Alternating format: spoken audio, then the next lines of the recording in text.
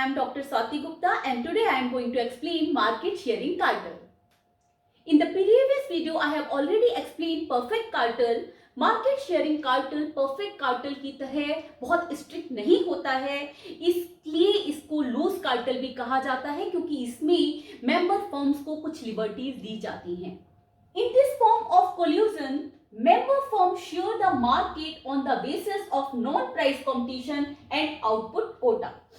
यह दो प्रकार का होता है, एक तो non price competition market sharing by non price competition and market sharing by output quota. इस कार्टेल में मेंबर फर्म्स एक एग्रीमेंट के थ्रू यूनिफॉर्म प्राइस को सेट करते हैं. प्रत्येक फर्म इस प्राइस को एक्सेप्ट करती है, लेकिन फर्म को कुछ लिबर्टी दी जाती है. वो नॉन प्राइस कंपटीशन का क्या मतलब है? एडवर्टाइजिंग के थ्रू या पब्लिसिटी के थ्रू या प्रोडक्ट के स्टाइल को चेंज करके अपने प्रोडक्ट की डिमांड बढ़ाने की कोशिश करती है ताकि प्रत्येक फर्म अपने इंडिविजुअल प्रॉफिट को मैक्सिमाइज कर सके. प्रत्येक फर्म प्राइस में कोई भी छेड़छाड़ नहीं करती है. जो यूनिफॉर्म प्राइस सेट हो चुकी है उसी प्राइस को एक्सेप्ट करती है. यदि फर्म्स की कॉस्ट आइडेंटिकल है, सारी फर्म की कॉस्ट सेम है, तो उस सिचुएशन में मेंबर फर्म्स एक मोनोपोली पावर अचीव कर लेती हैं और मोनोपोली प्राइस रखती हैं ताकि सभी फर्म्स को जो प्रॉफिट मिल रहा है उसको मैक्सिमाइज कर सके. लेकिन यदि फर्म्स की कॉस्ट अलग अलग है तो उस सिचुएशन में मार्केट का जो यूनिफॉर्म प्राइस है वो बार्गेनिंग के थ्रू सेट होता है. फर्म्स आपस में बार्गेन करती हैं और उसके थ्रू जो प्राइस सेट हो जाता है उसे प्रत्येक फर्म एक्सेप्ट करती है. कुछ फर्म लो कॉस्ट फर्म होती है और कुछ फर्म हाई कॉस्ट फर्म होती है. इस सिचुएशन में प्राइस सेट करते समय ये ध्यान रखा जाता है कि हाई कॉस्ट फर्म भी, यानी जिस फर्म की प्रोडक्शन बनाने की कॉस्ट ज्यादा है उस फर्म को भी कुछ ना कुछ प्रॉफिट मिल सके.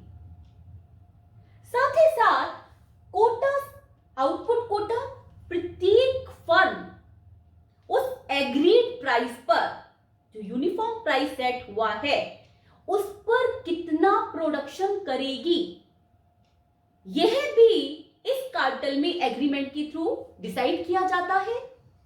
साथ ही साथ जो मार्केट शेयरिंग है वो ज्योग्राफिकल बेस पे डिसाइड की जाती है कि किस फर्म को किस रीजन में, किस एरिया में अपने प्रोडक्ट को सेल करना है और प्रत्येक फर्म अपने प्रोवाइडेड रीजन में ही अपने प्रोडक्ट को सेल करती है, दूसरे फर्म के रीजन में, एरिया में इंटरफेयर नहीं करती है.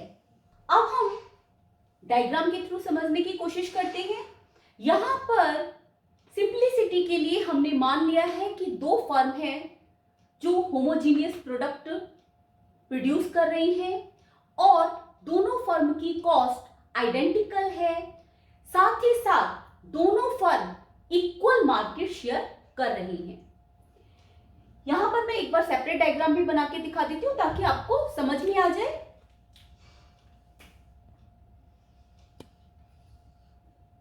OX पाई. सबसे पहले हम इंडस्ट्री का आउटपुट निकालेंगे कि पूरी इंडस्ट्री में कितना प्रोडक्शन होगा. तो ये इंडस्ट्री का डिमांड कर्व हो गया जिसे हम AR भी कहते हैं. इंडस्ट्री की MR, जहां पर MR और MC एक दूसरे को इंटरसेक्ट करते हैं वहां पर इंडस्ट्री का आउटपुट डिटरमाइन हो जाता है. इंडस्ट्री की MC मार्जिनल कॉस्ट दोनों फर्म की मार्जिनल कॉस्ट का समीशन होती है. फर्म A की मार्जिनल कॉस्ट और फर्म B की मार्जिनल कॉस्ट को जोड़कर इंडस्ट्री की मार्जिनल कॉस्ट निकाली जाती है. MC, this is sigma MC, sigma means दोनों फर्म की मार्जिनल कॉस्ट का टोटल। ई पॉइंट पर एमसी एमआर को इंटरसेक्ट कर रही है, फर्म का आउटपुट ओक्यू डिटरमाइन हो गया है।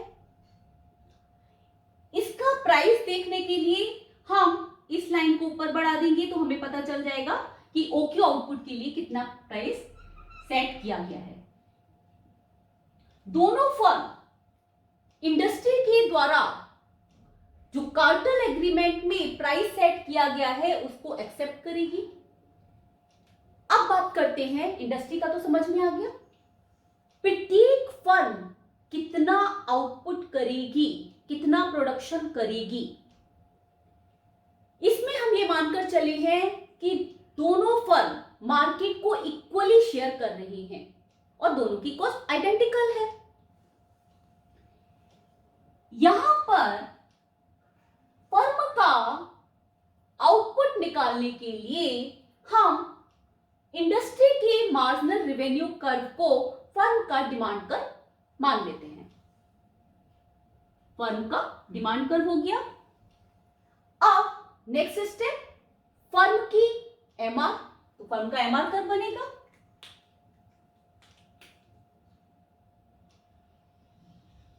ये फर्म का एमआर कर्व हो गया। जहां पर, यहां भी सेम रूल है, जहां पर एमआर और एमसी बराबर होती है, एमआर और एमसी बराबर होती है, वहां पर फर्म का आउटपुट डिटरमाइन हो जाता है।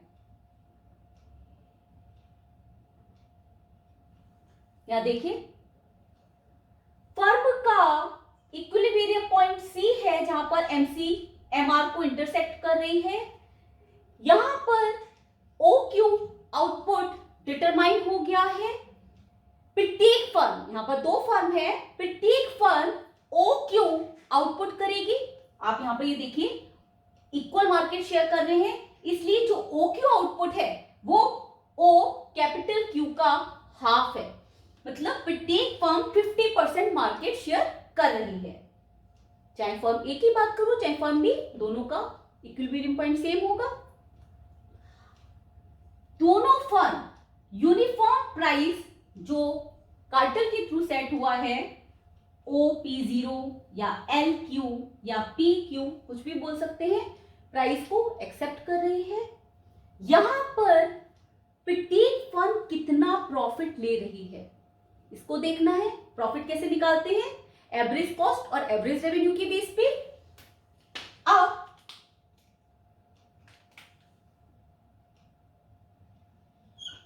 AC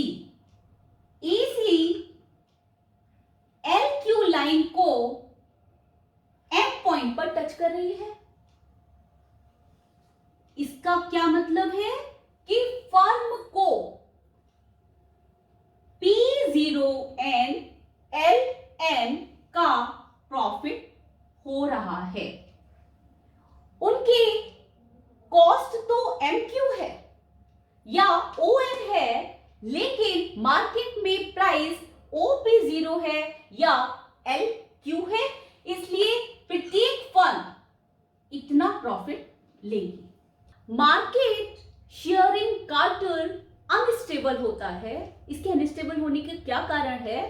कई बार लो कॉस्ट फर्म मार्केट में जो यूनिफॉर्म प्राइस सेट है उस प्राइस को ओपनली तो चेंज नहीं करती है, लेकिन कस्टमर को अट्रैक्ट करने के लिए फर्म अब कई तरह की कंसेशन और डिस्काउंट देना शुरू कर देती हैं। और कंज्यूमर्स की टेंडेंसी क्या होती है, जहां पर उनको कंसेशन मिल रहा है, डिस्काउंट मिल रहा है, वो वहीं से प्रोडक्ट परचेज करते हैं। तो उस सिचुएशन में हाई कॉस्ट फर्म के पास डिमांड कम हो जाती है, क्योंकि लो कॉस्ट फर्म डिस्काउंट और कंसेशन के थ्रू डिमांड को बढ़ा रहे हैं। इस सिचुएशन में जब low cost firm high cost firm को चीट करती है तो ओपनली प्राइस वॉर शुरू हो जाता है और कार्टेल टूट जाता है। होप सो आपको शेयरिंग काउंटर समझ में आ गया होगा। See you in the next video, till then bye, take care.